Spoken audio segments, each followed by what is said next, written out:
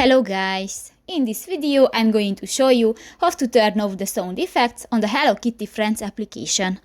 But first of all, I just want to mention, please don't forget to subscribe to our channel, because at 100,000 subscribers we are going to show you our YouTube revenue statistics and growth strategy, how to make money online.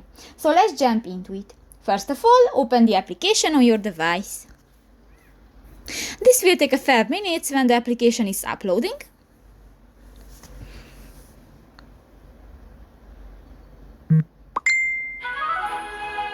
Click to the start button and you go to the settings icon at the upper right corner of the screen. Here you can find the second option, the sound effects, and if you want to turn off, just click to the button and done. So that's pretty much it for this video guys. See you in the next one. Bye bye.